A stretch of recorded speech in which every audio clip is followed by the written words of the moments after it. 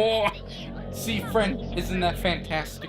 I told you you would love panty and stocking with gotta be. You know, man, this panty and stocking stuff, this PSG, ain't too bad if I do say so myself. Oh my god, who was that? Oh my god, don't do it, don't do it, don't. Ben. Yo, what's going on? I don't know.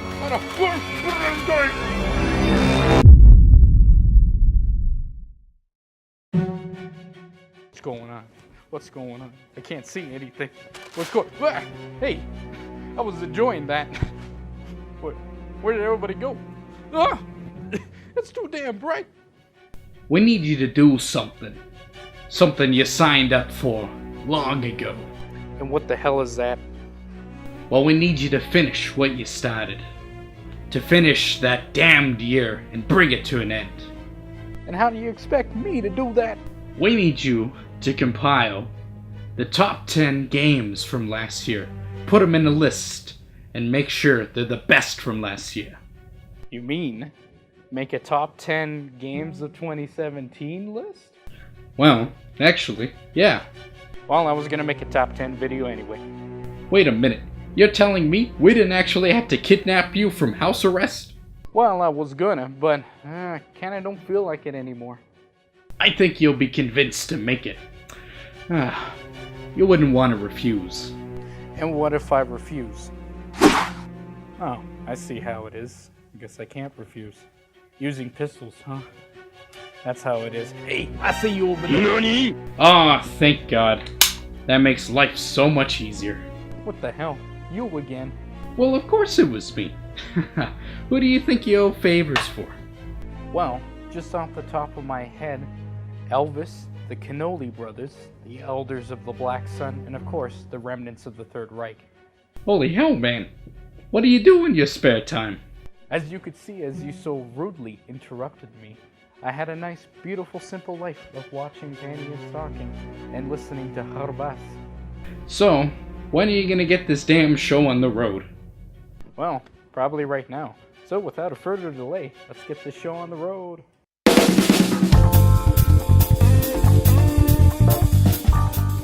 Well, there goes another year, my friends, and with it brought another slew of games. Some were disappointing, some that were bad, and some that were downright awful.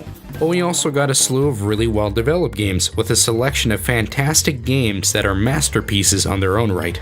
I usually hear that 2007 is referred to one of the best years in gaming, and while I would agree with that sentiment since some fantastic games that came out that year, I feel like 2017 might actually just take its throne. While 2007 brought some fantastic games to spawn their own franchises like Bioshock and Mass Effect, there's an equal set amount of games that came out this year that I feel would be just as prolific as the games of yesteryear. So instead of lingering on and looking at the bad games this year, we're going to take a look at my top 10 favorite games of this year. Of course, this is my own list, so don't worry about it if it's not the best list. But whatever, for your enjoyment, here's the top 10.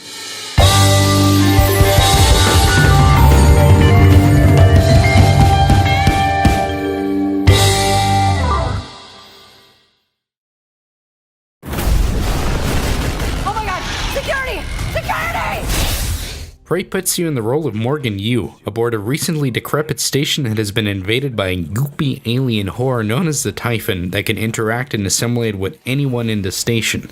It's in this massive space station of Talos 1 that you're tasked with learning about the Typhon and finding a way to stop them, even if it means having to throw away your humanity to defeat this nefarious foe. While the story I found to be rather generic, the world that it created, this sort of futuristic Art Deco world, really captivated me, and I absolutely loved it. Gameplay-wise, you can expect to have access to practically the entire station right off the bat, with a few areas and locales locked out. You got your typical array of weapons like a wrench, pistol, shotgun, laser gun thing, and the useful glue gun, or as I like to call it, the goop gun.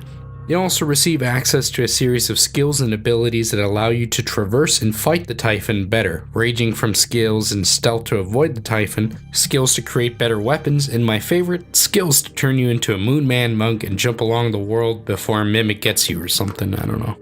It plays a lot like the System Shock games of old, or the newer and kind of more inspired version, Bioshock, which is the sort of semi-sandbox environment where you would go and get different weapons, abilities, and so on.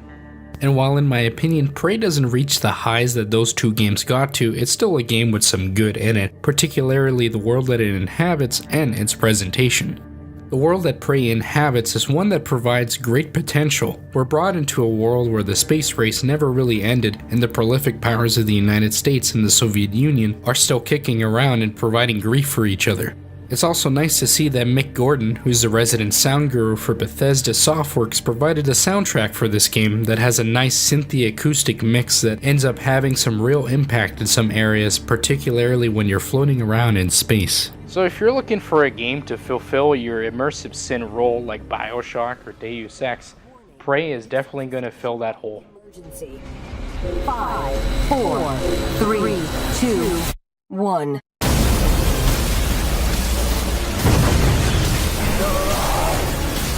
We can fight the invasion. If I can't save us, I'm taking every last one of them with me.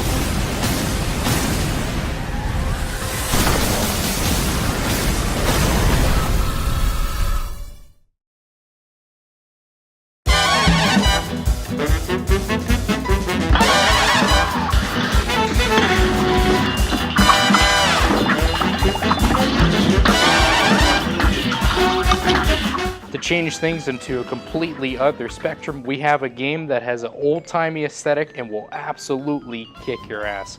That game I'm talking about is, of course, Cuphead. Cuphead is a side-scrolling shoot-'em-up that's an indie production by the studio MDHR, where fellow Canadians just east of us from the city of Regina. Yeah, that's the name. In the game, you take the role of the titular Cuphead, and if you had a friend, he can join in as his faithful friend, Mugman, not to be confused with my Moonman mug. Eventually, both Cuphead and Mugman, through a series of events at the local casino headed by Smugman King Dice, end up selling their souls to the devil, and throughout the course of the game, you get a fight to get them back. The game's presentation of these events is styled after a storybook, with a whole tale shown on a beautiful canvas, just waiting to be read by the player. So of course it's going to be obvious that one of my favorite aspects of this game is the presentation, and hot damn does it ever deliver aesthetically. If it wasn't immediately obvious by now, the game presents itself like a cartoon reel from the 30s, taking heavy inspiration from Fleischer cartoons of the era.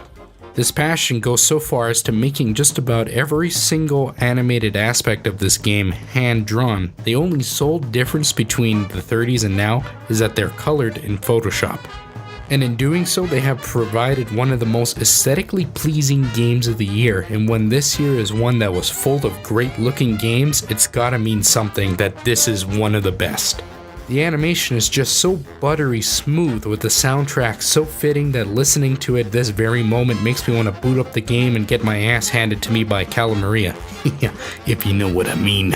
What a wonderful adherence to aesthetic is not the only thing that Cuphead provides, as it provides numerous scenarios to hand your ass over and over and over again. Now I will say that it isn't cheap. The deaths that you will come across are almost entirely based on your individual skill, so if you feel like a boss is beating you repeatedly, then the only remedy to the issue is to genuinely improve and get better, or, get good. So with some warning that the game might be pretty difficult for some, while I enjoyed the difficulty the game provided, some others might not like it. So if you don't like tough games, then it might be best not to play this game and enjoy something else while you take your estrogen supplements. With this being an indie feature, you can already enjoy this game at a handsome price, and if it goes on sale, even better so. So if you're looking to grab this stuff, make sure you have some Prohibition juice and other goodies with you. Maybe a nice big fat cigar, see?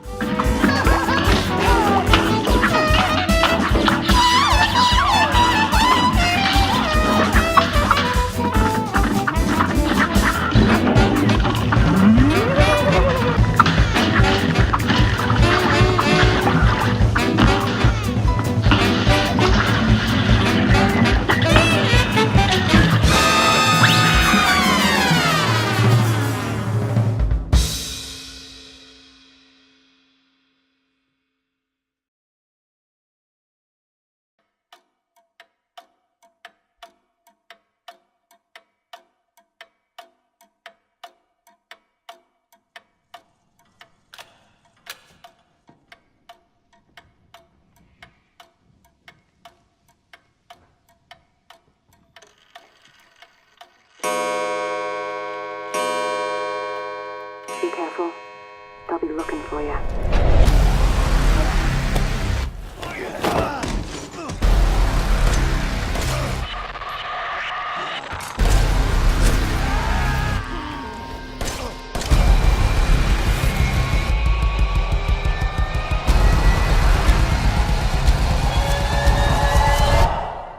And here we are with another game that you probably forgot about this year, and that is Resident Evil 7 Biohazard, or Biohazard 7 Resident Evil in Japan.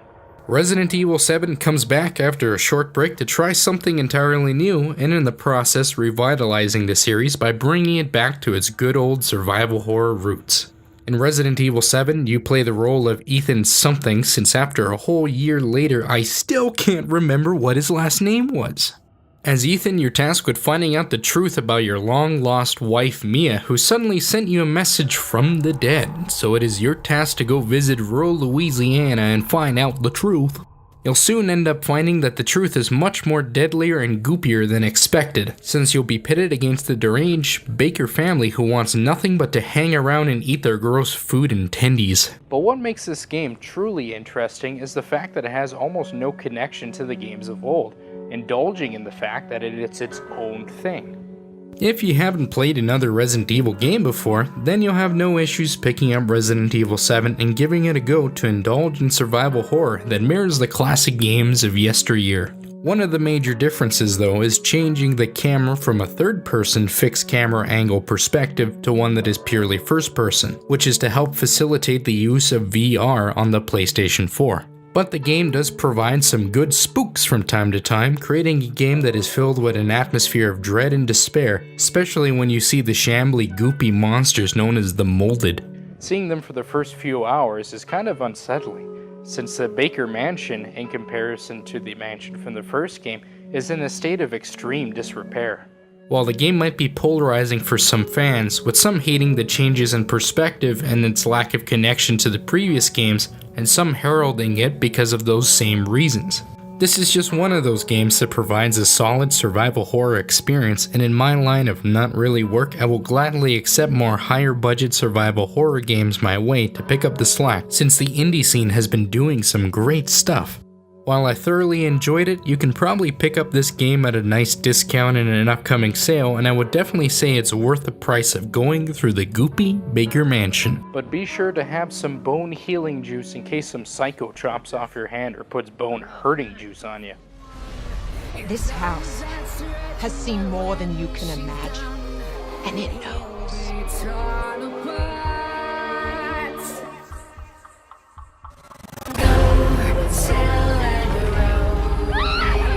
No, leave me alone! Wait!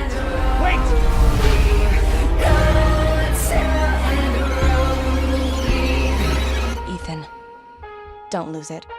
It's important.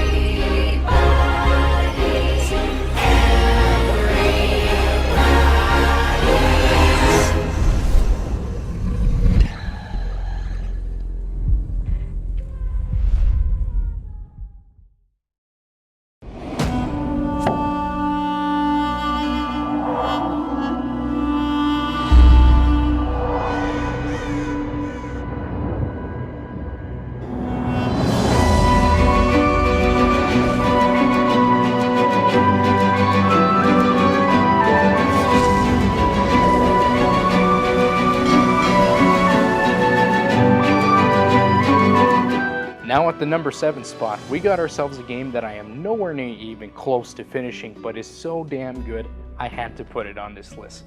The game I'm talking about, of course, is Divinity: Original Sin 2. And when I describe this game as the closest thing to a tabletop RPG on PC, I'm not exaggerating in the slightest, as the expansiveness of Divinity is almost to absurd levels. Usually at this point I start by giving a short plot synopsis and introduce the characters, but since I just created my own characters, let me introduce the tale of these two goons. Divinity Original Sin 2 is the story of Skelebabb and Skelebib, two skeleton friends who shoot magic at everything, kicking ass and taking names. At the moment, I don't remember too much other than it's fun to walk around with Skelebabb and Skelebib and do shenanigans like, burn people. But it's the fact that you can make practically any character with a set of backstory, grudges, and predispositions that make this game fully engrossing. To start up, character creation feels more like a character sheet from a tabletop RPG than one from a game, allowing you to select how your character behaves, specific backgrounds, and traits like being a cannibal, being able to talk to animals, and in my case, being undead. From there on, gameplay opens up just as much as the character creation with a sort of philosophy that is very reminiscent of tabletop RPGs, prime of which is, if you think it might work, you can at least try. In this sense, it means just about any quest or scenario can be handled in a variety of ways, making Divinity Original Sin 2 a practically endlessly replayable game with characters and methods changing every time. On top of that, it doesn't help that this game, like its predecessor, can run you up to well over 80 hours to complete, and that's without trying any other characters in any other playthroughs. Like I said, I haven't put too much time into Divinity Original Sin 2, but if it's anything like the first one, you will get your money's worth by the sheer amount of hours put into it.「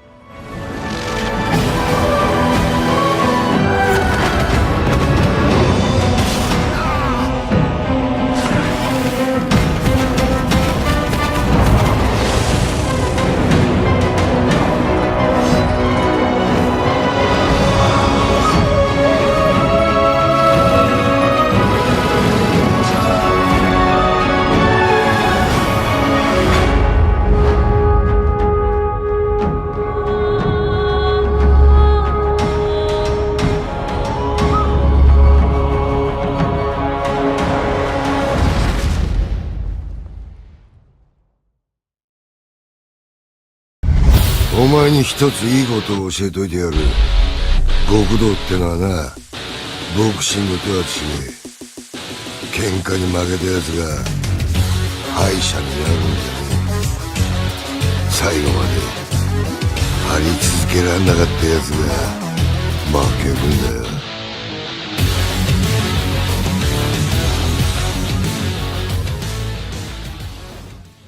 Guys, I got a confession to make. I did it for the karaoke. Unknown to most, Yakuza 0 isn't actually the 0th game in the Yakuza franchise, and is in fact the 7th or 8th game in this franchise. Yakuza 0 takes place in the good old 80s in the land of the rising sun when money was plentiful, cars were abundant, and modern inventions like call girls and karaoke bars were a new thing. But the one thing that doesn't change, whether it be the present or the past of the 80s, is the drama with the Yakuza and throwing goddamn couches at people. As you can probably tell by now, in Yakuza 0 you play the role of two ex-Yakuza by the name of Kazuma and Majima, both in different cities with different but interconnected stories. In the case of Kazuma, who is the protagonist from the other Yakuza games, you are tasked with finding out who framed you with the murder of some salaryman in the overarching plot of land called the Empty Lot. Through this adventure, you'll meet people from the other games like Nishikiyama, Shintaro, and of course, my boy, Majima. Now for Majima, you have to find a way to get back into the Yakuza after you've been expelled, which might lead you into a path where you gotta do some nefarious stuff. But knowing Majima, you at least know that it'll be wacky as hell. But of course, being a Yakuza game, you know that the only way to do this nonsense is to get into over-the-top, ridiculous fights. The combat styles are sorta hard to explain. It's almost like the gameplay from wrestling games from the PS2 era mixed with combo systems from fighting games. Both Kazuma and Majima have three unique combat styles that change up things, varying from Kazuma's beast style grabbing and throwing bikes and furniture at people, or Majima's breaker style where you straight up use breakdancing techniques to defeat literal armies of goons. Each of these styles are fun to use, and when in tandem with extensive fights in a stronghold or against a Yakuza boss, it can be some of the hypest shit, making your blood pump while you're destroying goddamn legions of Yakuza and Triad goons. Granted, not everyone might enjoy these ridiculous levels that some of the fights get to, but ridiculous is my middle name, so this stuff always puts a stupid grin on my face. But hey, the fighting and the drama aren't the only things that make the magic of Yakuza. There's also a whole slew of side quests, most of them providing the more comedic aspects of the game. With Yakuza 0, you got so many different activities and side quests to do, you sometimes don't even know where to start. Off the top of my head, there's beating random goons, being a movie producer, helping a rock band be manly, helping Mr. Libido find some more porn, giving a kid porn, getting your girlfriend from a call center, dancing at the disco, and my absolute favorite, singing some damn karaoke.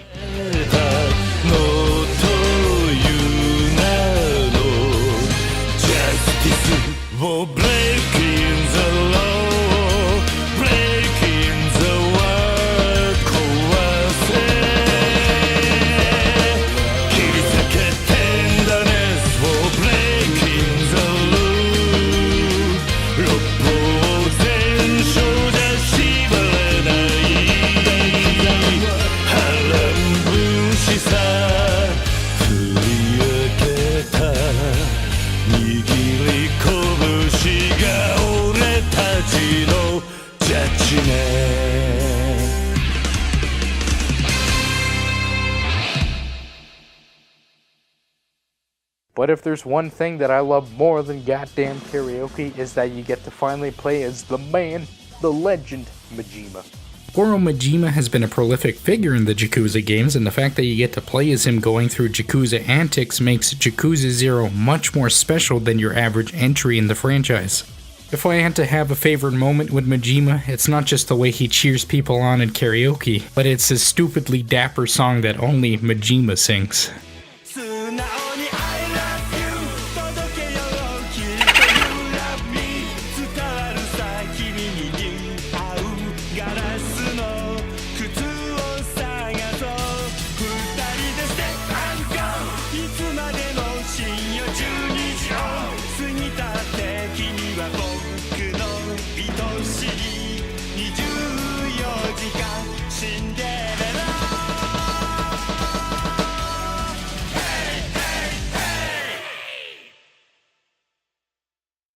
So if you're looking for a game that does both absurd comedy and gripping drama fantastically, then you're really not going to find it anywhere else this year, well, apart from the other games on this list, other than in Yakuza 0.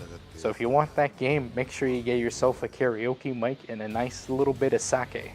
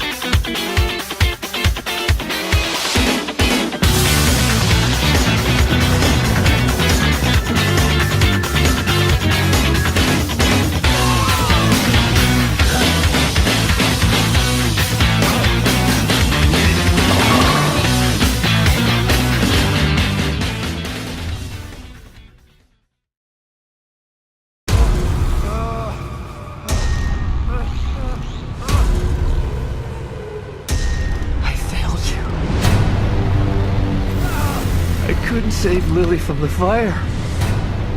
You didn't believe your wife. You refused to see. You can save her. That psycho is still on the loose in here. And he's got Lily. This chase has been entertaining. But even the greatest entertainments must come to an end. Enough art school bullshit. Where is she? Hey, look at that! Another spooktacular game from 2017. But instead of mold this time, it's, I don't know, fire and milk. The game I'm talking about, of course, is The Evil Within 2, developed by the guys over at Tango Gameworks, which is the pet studio of Shinji Mikami, otherwise known as the guy who basically created Resident Evil. In The Evil Within 2, we play the role of Sebastian Castellanos, who's tasked with going into the program called STEM to find his long-lost daughter Lily, who Sebastian lost in a fire but is being held by a secretive organization known as Mobius for their own nefarious needs. Now, while the first game might be hit or miss among some people downright hating it, people are going to love the fact that The Evil Within 2 completely fixes most issues and expands on the things that made the first one great. For starters, the story is a lot more personal and easier to follow this time around, with Sebastian having the personal conflict of finding Lily and potentially destroying Mobius, as opposed to the first, The Evil Within, where it has a lot more confusing and mysterious and kind of impersonal outlook. Though personally I enjoyed the more confusing and surreal plot of the first game, I can't deny that for a lot of people it was just that, confusing. So story-wise, The Evil Within 2 will be enjoyed by a wider audience looking to go through the personal crisis instead of a character study on the villain. But of course, this is just one improvement that The Evil Within 2 brought us. There is also better gameplay and also technical design. Starting with the gameplay, folks who wished for more of those open-ended areas from the first game will be happy to know that the majority of the game takes place in much larger, open-ended areas. In actuality, it can even be described as an open-world survival horror game with an actual, budget, and it plays fantastically. But just because there's more open-ended sections doesn't mean that we don't get more linear and refined sections to throw some story elements your way every once in a while.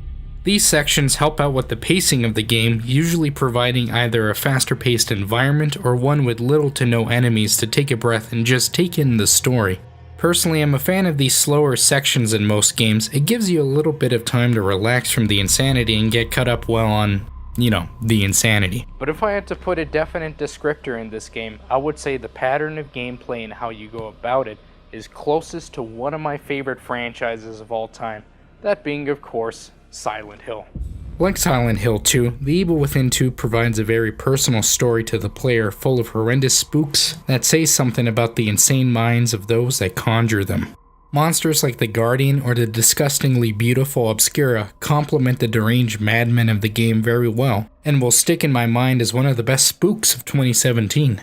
But it's not just the iconic monsters and the surreal, strange moments that make this game feel like Silent Hill, it's the way the story is presented and plays out. The Silent Hill games are usually the open-world Fogtown sections where one can look in buildings, rummage through notes, and ingest a world the developers have brought you, only to go into the nightmarish otherworld segments that ramp up the horror in a more confined, claustrophobic experience. But to sum it up, guys, The Evil Within 2 has been my favorite survival horror experience this year, and if you're looking to get your fix in, you are not going to find anything better this year.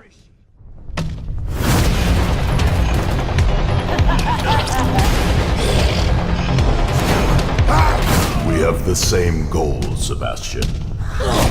We can help each other. Join me.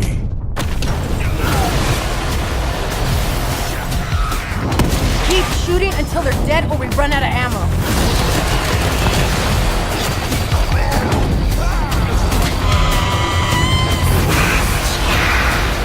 Once I have the power of the core, you will be truly free. Are you alright? Why wouldn't I be alright?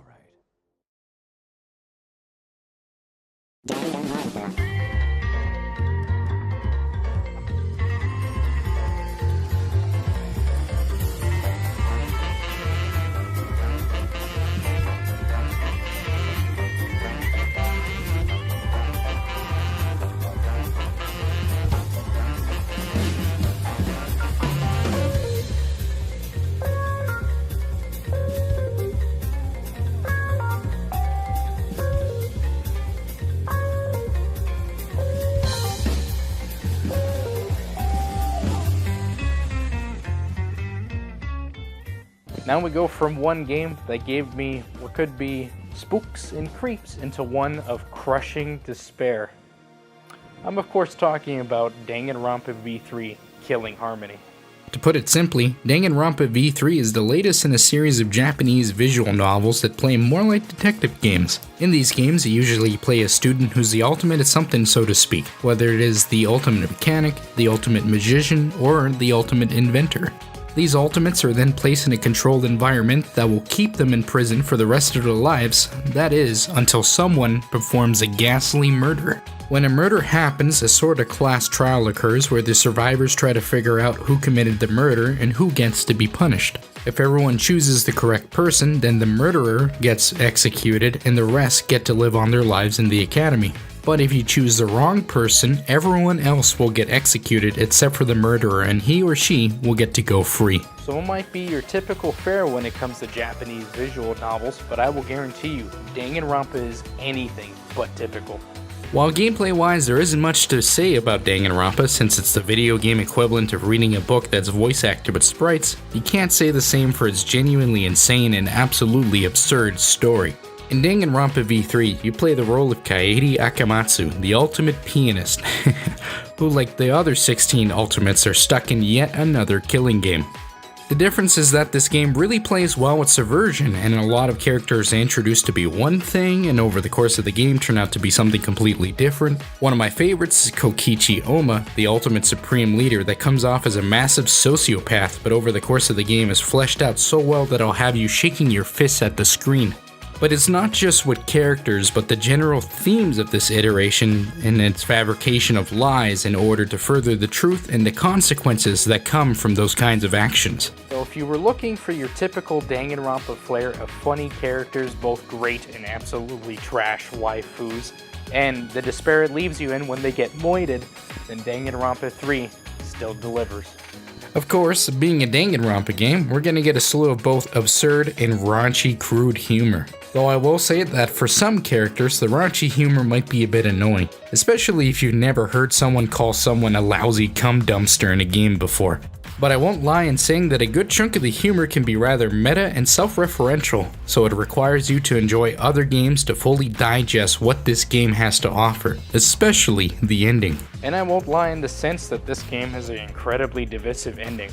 Without spoiling anything, this is a game that a lot of guys who enjoyed the previous Danganronpa games might not enjoy. So while I do give discretion in that this game has a divisive ending and requires you to play the other games to enjoy, and if you do pick this up along the way, you'll enjoy another great mystery murderer adventure with a refreshing twist to subvert your expectations. The journey you will go through will change the way you look at the storytelling medium as a whole and provide something to ponder about next time you pick up the umpteenth sequel to that one franchise you really like and where it can go from there. Now it kinda seems I don't have much to say about it, but it's hard to sort of skim through this game without going in depth or spoiling it. But worry not, for this game and a few others on my list, I do actually have reviews for them, so you can go and check them out for more details.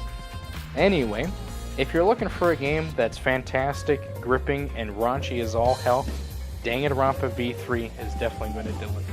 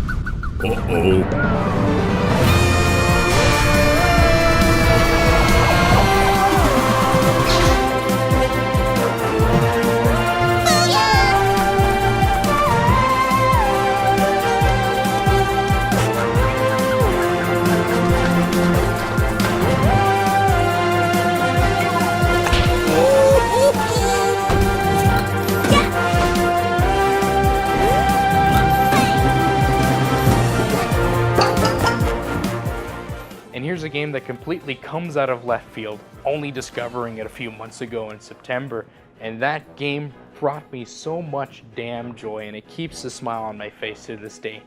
That game, of course, is A Hat in Time. A Hat in Time is a 3D platformer developed by a bunch of incredibly talented and passionate developers that go by the name of Gears for Breakfast. A Hat in Time takes inspiration from 3D platformers of old like Super Mario 64, Sunshine, Banjo-Kazooie, and Bubsy 3D of course, but it finds a way to teach an old dog new tricks. In this game, you play the role of Hat Girl, who comes across an unnamed planet when she got out of a semi-literal hypersleep and got what's called timepieces stolen from her by the Mafia from, well, Mafia Town. Now she needs to get the timepieces because that's the fuel source for her fantastical space vessel, so she can go home. And along the way, she'll meet a whole cast of characters, some that become friends, some that become foes, but the common element binding them together is the sheer, unadulterated charm. But before I splurge on how much I love this little world it created, let me talk about the gameplay first. Like I mentioned, the game has similar conventions to Super Mario, Sunshine, or Banjo-Kazooie in that you have a variety of worlds at your disposal and 40 timepieces to collect. Each timepiece signifies a chapter in the game with a clear objective that can come in a variety of different ways. Some objectives will have you facing against some mafia goons, another will have you at the lead of a marching band going through an obstacle course, and one of my favorites being a boss-like fight against a sentient, evil toilet. These chapters are spread through the variety of acts that change up the locale from a stereotypical cook-laden island of Mafia Town to the movie studio that's shared by two opposing birds and one in a spooky forest that's headed by a spook with contracts so bad it reminds you of run-ins with your insurance company. Each one of these areas provides different challenges when it comes to the platforming aspect. Some areas require more manual dexterity to get through, while others play more like a stealth game, trying to hide yourself from studio birds, whether they be classy owls or the funky penguins. But as I said, there is something that ties all of this together, and that is, of course, A Hat in Time's non-stop charm. While the visuals might be a little outdated, running on the good old Unreal 3 engine, it still provides a load of charm. The locales you visit and the things you experience are vast and colorful, each place providing a beautiful change in both pacing and style. Whether it be the lighter colors and the mishmash of machinery in Mafia Town, to the more subdued but mysterious aesthetic of the Subcon Forest, all the locales are not just distinct, but wonderfully so. And of course, you got to fill this world with characters that are colorful, charming, and downright hilarious in a lot of instances. If I had to pick my favorite, it would definitely be the Snatcher, a ghost-like entity that traps you every 2 seconds and gets you to sign a new contract, signing your soul away or getting you to deliver his mail.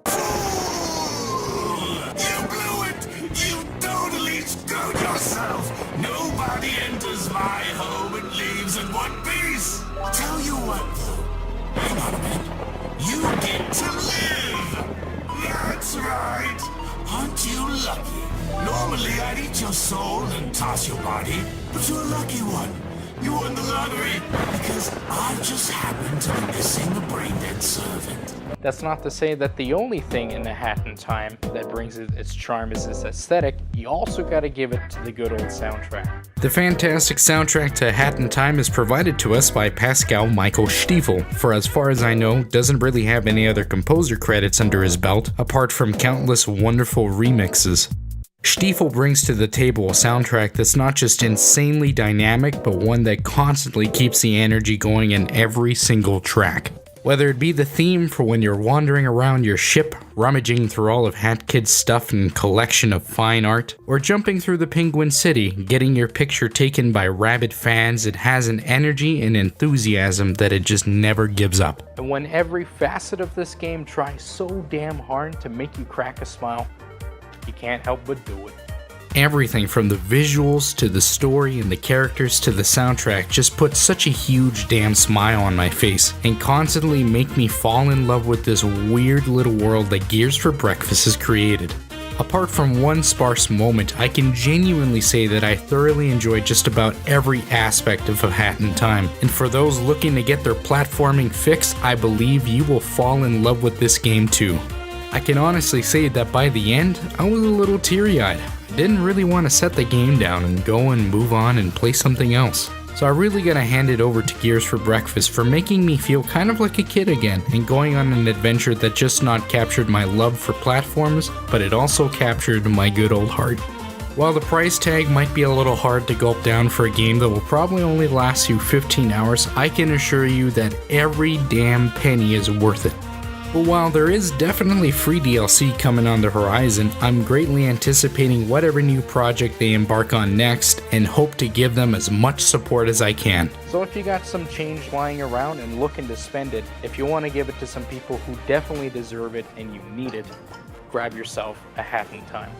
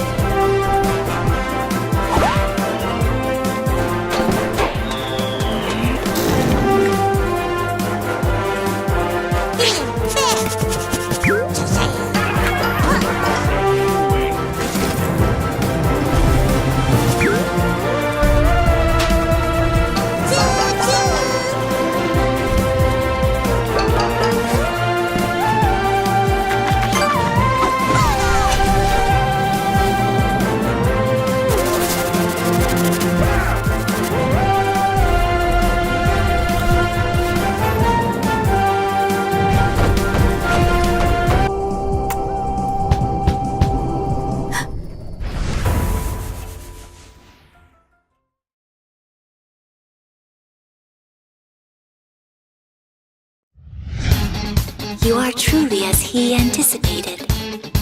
This is truly an unjust game.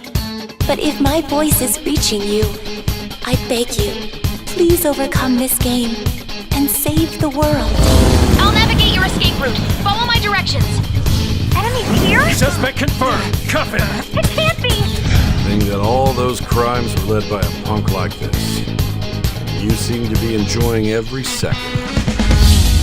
You transferred to Shujin Academy, correct? I feel like we're gonna get along just fine as troublemakers. Looks like we'll just have to live a normal, honest school life for the time being. Still, make sure you stay prepared just in case anything comes up. Okay, let's do this! I'm prepared. Now at this point, we're encroaching the two best games on this list, but I would actually genuinely argue that these are some of the two best games of the last 10 years. And to start that list off, we're gonna go with Persona 5. Persona 5 is the, well, fifth iteration of the Persona franchise, of course, itself being a spin-off of the incredibly large and varied Shin Megami Tensei franchise.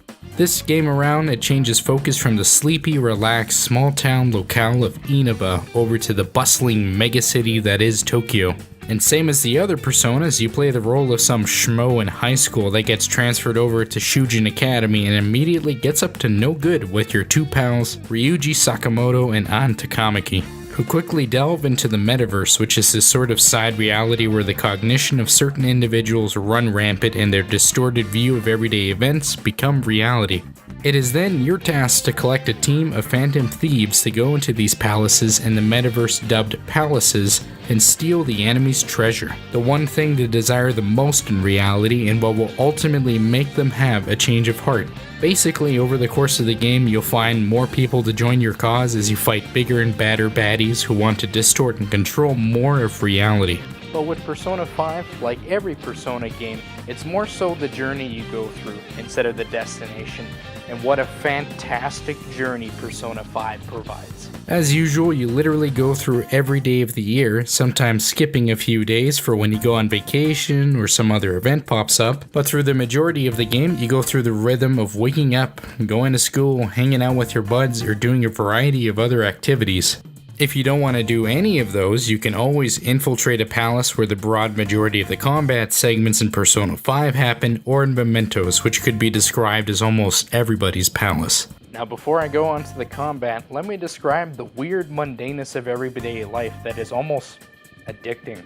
No matter what you do in Persona, whether it be fight shadows, hanging out with Ryuji, getting poisoned by Takemi, or just working, you will probably do it well over 100 times by the game is done. And the thing is that it never really seems to get old. The mundaneness of real life events feel like they're heightened, almost made more exciting by making every little element of it genuinely chill or exciting. Personally, a good chunk of it comes from the fantastic soundtrack that finds a way to have a track for just about every little event that goes on in the game. Whether it be fighting shadows, hanging out with the boys, going to item shops, or really just about anything.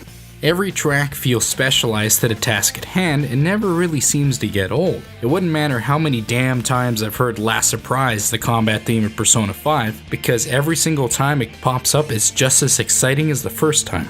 But to say that nothing happens in the otherwise mundaneness of Persona 5 is a flat out lie, as there's tons of things to experience, whether they're sad, funny, outrageous, or downright heartwarming.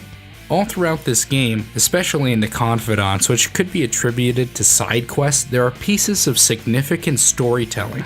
And no matter how small or insignificant the one day you hang out with them might feel like, there's usually something there to say and by extension, to experience. Likewise with Danganronpa 3 and with their number 1 spot, it's kind of hard to talk about them without either going into horrendous detail or spoiling it. So there are reviews for these games provided. Just check down below in the description. But it doesn't take going into ridiculous levels of detail to say that I absolutely adored this game from start to finish. And that's really saying something when it took me well over 100 hours to finish. While I don't remember any flaws with Persona 5 other than the fact that I like Persona 3 better and thought of it a more cohesive adventure, I do know that Persona 5 might not be for everyone. The big thing that might deter a lot of people is the long amount of time that you need to invest into this game. While I don't feel that this would be a problem because these games, just like in real life, feel like they go by faster than you realize. And before you realize it, it'll feel like you almost miss the dumb, lovable goons that you just shared this journey with, making moving on from Persona 5 bittersweet. If anything, I wish Persona 5 was twice as long, because once I got to the end credits, I honestly didn't want the experience to end. So if you got a PS3 or a PS4 and want to experience one of the best JRPGs of all kind, and not just that, but probably one of the best RPGs in general of the last 10 years, I would definitely give Persona 5 a shot. Okay, let's do this! I'm prepared. Let's focus and get moving. This is the best part of being a Phantom Thief! Yep, good stuff. I'm satisfied. Spotted a shadow. Let's get it, Joker! The shadows are ready to kill. Be careful, Joker.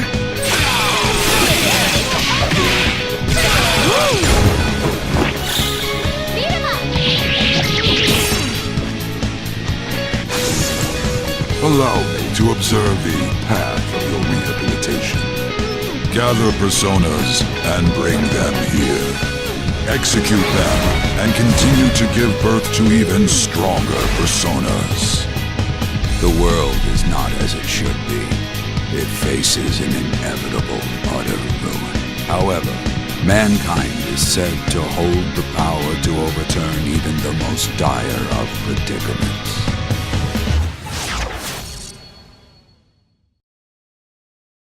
And right before we get to the number 1 spot, I'm just going to talk about some honorable mentions throughout the year.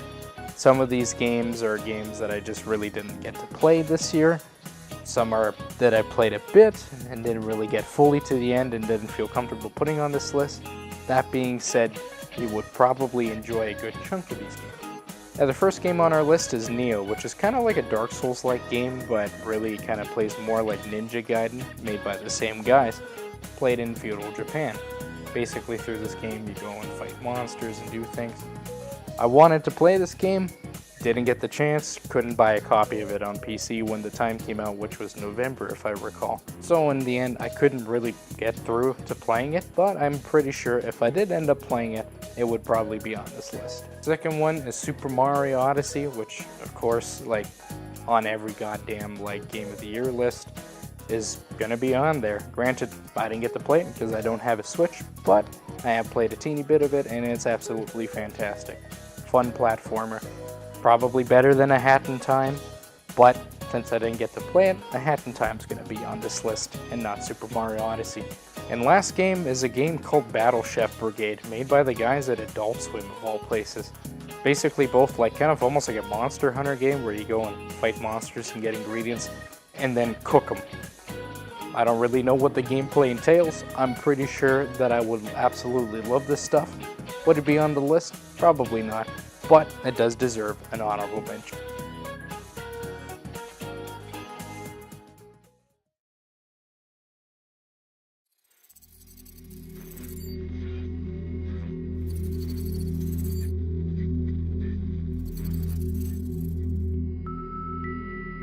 I never quite realized how beautiful this world is. The commander's put me in charge of your maintenance, ma'am. That means I'll be performing regular checks on you from now on. If anyone is listening to this, there's something I need you to do.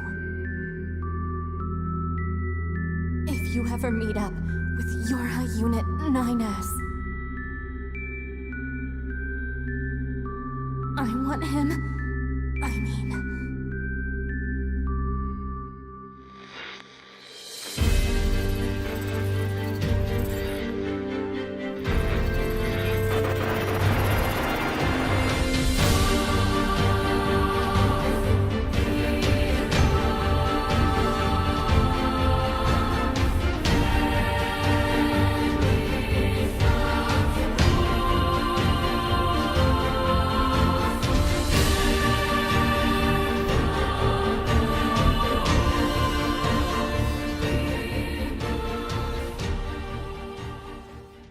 You see this CD right here?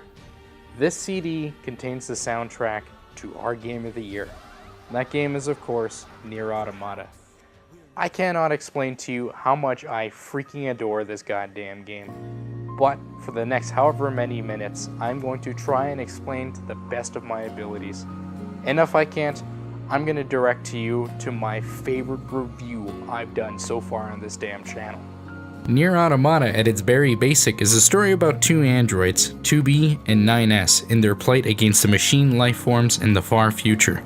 Long ago, some aliens invaded the Earth, and in a deadly war, mankind was forced to abandon the Earth and take refuge in the Moon, and endless wars have persisted since. This brings us to the present day, where we are in the middle of the 14th Machine War, and some interesting development from the machine lifeforms has caused some concerns amongst Yorha, which is the faction that 2B and 9S serve. And this leads us to one of the many themes of this game, and one theme that I would honestly put over the entire year when it comes to gaming. And that theme is, of course, to expect the unexpected. Nier Automata, from just a casual glance, seems to be just another stupid-ass Japanese JRPG where you can expect a main heroine to have some TNA and a simple, if not cliched, story. But I'm here to tell you, what you get from Nier is anything but. Nier Automata, as expected from the master Yoko Taro, provides with a story that's full of drama, joy, humor, sadness, and of course, lots and lots of tragedy. Going through the numerous endings and playthroughs of Nier Automata is truly a journey that I can honestly say hasn't been matched by very many games, and if anything, the narrative to Nier Automata is absolute masterclass. But I can say that unlike most Yoko Taro games, the gameplay this time around is done by Platinum Games. So actually, unlike the previous games, I can honestly say it is not complete dog crap. This time around, Square Enix did the smart decision and contracted Platinum Game to do the entire gameplay suite for Automata, which changes this Yoko Taro game from one with great story but horrendously flawed gameplay to one with both groundbreaking story and silky smooth, badass gameplay. Not to mention that the Yoko Taro inspired bullet hell segments to the gameplay even find a way to spice up a gameplay element that I already thought peaked at zenith with Platinum Games' Bayonetta 2. And even within the different people that you play, the combat dynamic has changed, with 2B being able to wield two swords while 9S can hack into enemies, instantly changing the game into a top-down bullet hell shooter. It's one of those things where you expect to hate playing through 9S's chapters thinking, oh man, I just lost my other sword, this is gonna suck. And then immediately beating whole megastructures of machines with hacking and thinking, did that with my goddamn mind, boy. But I'm not even gonna mention the other crazy gameplay surprises you'll find out there, because I gotta talk about what not just made this one of my favorite games this year, but one of my favorite soundtracks of all time. Holy hell, man, where do I even begin with this phenomenal piece of absolute kino created from the man and the legend Keiichi Okabe, who not just composed the soundtrack for the original Nier, but quite a few other Square Enix games.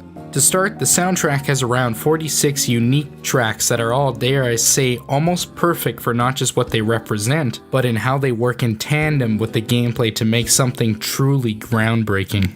Each track is then sorted into 3 different blemishes that work to produce certain emotions. For example, there's a softer, more quiet track that plays when you reach a new locale, almost inviting you in, and when your curiosity gets the better of you, it springs up into a dynamic flurry of music that gets you excited to see what this new experience has to provide. Every time you hear one of these tracks, it just absolutely blows you away, and I constantly hear it on my car radio every day. And it never once seems to get old. I've had that damn CD case in my car for almost a year now, and it seems to constantly keep me coming back to it, with Nier Automata constantly on my goddamn mind. So when you add that all up, I get this weird feeling that I also had with Persona 5 and with A Hat in Time. And that feeling is almost kind of a sort of weird, bittersweet melancholy. It's honestly hard to describe, but when I finished Nier Automata, I felt a sort of longing.